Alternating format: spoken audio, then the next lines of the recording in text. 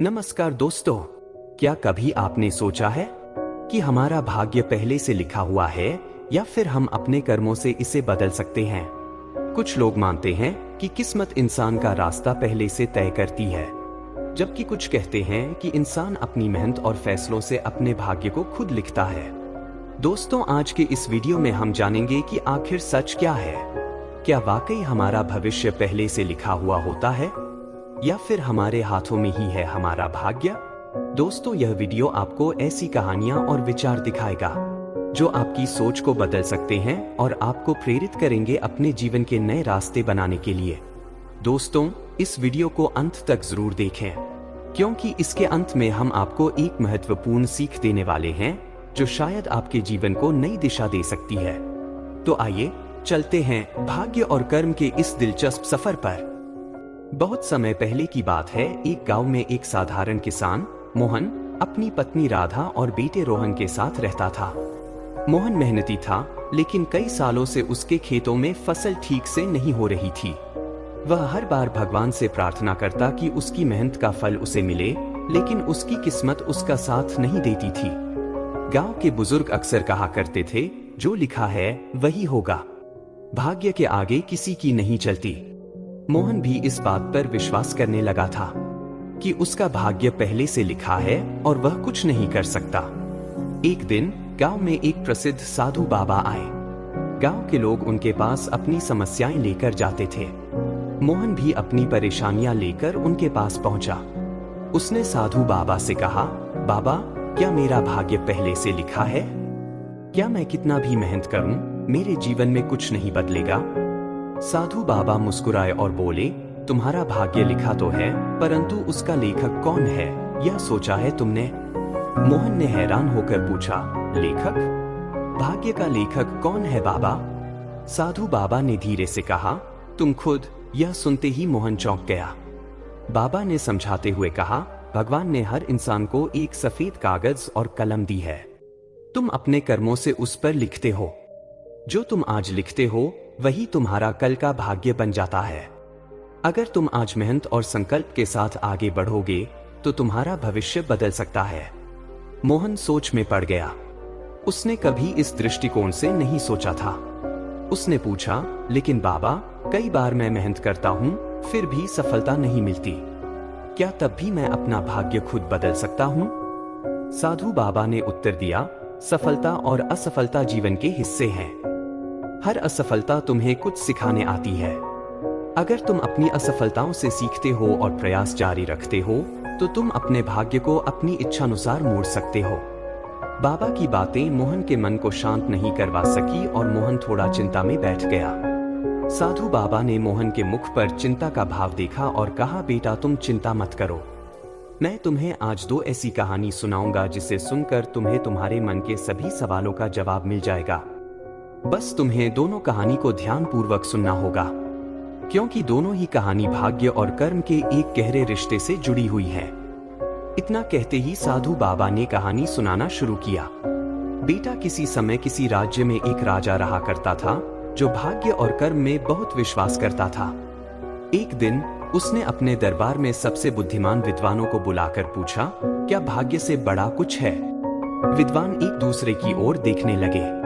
अंत में एक बूढ़ा विद्वान आगे आया और बोला, महाराज, मैं आपको इस सवाल का एक कहानी के माध्यम से उत्तर दूंगा। राजा ने उत्सुकता से कहा, बिल्कुल, सुनाओ। विद्वान ने कहा, एक बार एक गांव में दो दोस्त रहते थे। एक का नाम अर्जुन था और दूसरे का नाम विजय। अर्जुन को हमेशा लगता था कि उसकी किस्मत खराब है, जबकि विजय अपने कर्मों पर विश्वास करता था।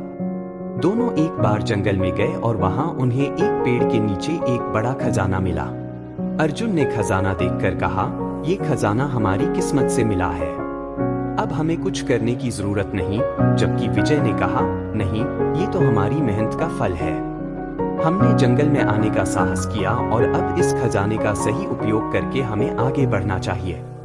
अर्जुन ने भाग्य पर भरोसा करके कुछ नहीं किया, लेकिन विजय ने उस खजाने का सही उपयोग किया। उसने व्यापार शुरू किया और धीरे धीरे वह अमीर बन गया। अर्जुन की किस्मत, जिस पर उसने भरोसा किया था, उसे कहीं नहीं ले गई। और एक दिन उसका सारा धन खत्म हो गया और वह गरीब हो गया।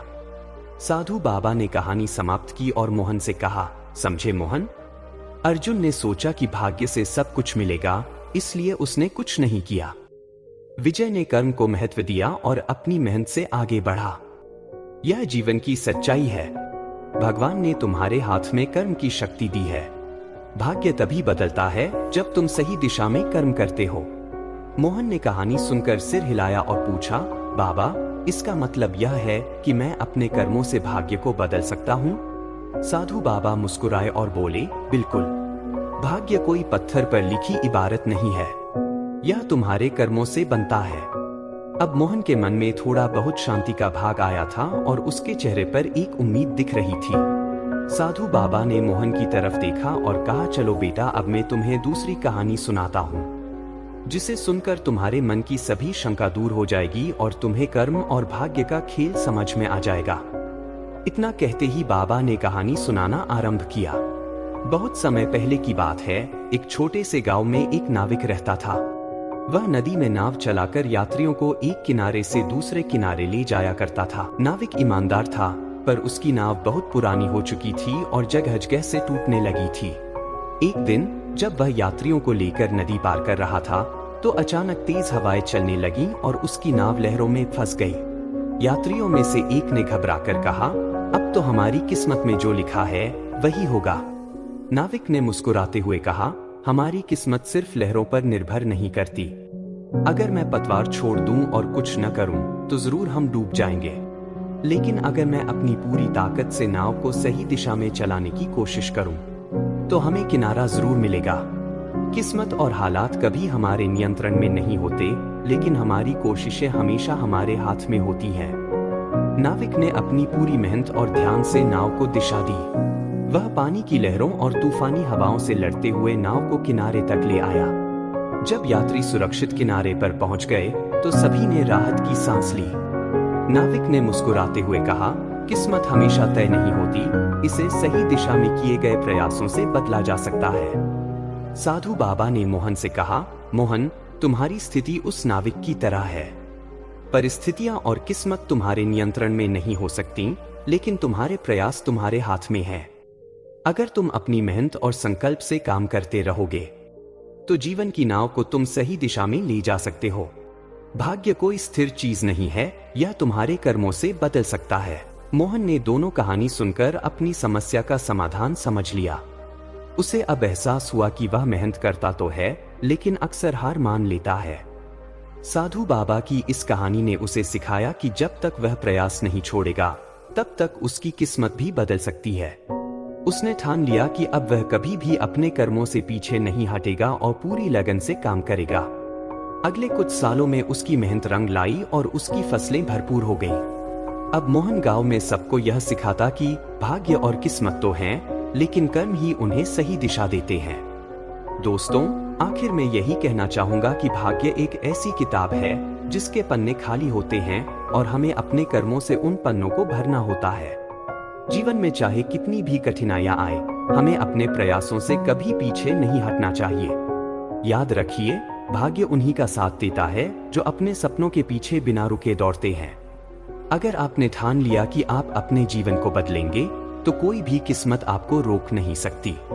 आपका भविष्य आपके हाथों में है और सही सोच, मेहनत और संकल्प से आप उसे बेहतर बना सकते हैं। तो दोस्तों, अगर ये वीडियो आपको पसंद आया और इससे आपको कुछ नया सीखने को मिला, तो इस वीडियो को लाइक जरूर करें और हमारे चैनल को सब्सक्राइब करें, ताकि आगे आने वाले ऐसे ही प्रेरणादायक वीडियो आप तक सबसे पहले पहुंच सके।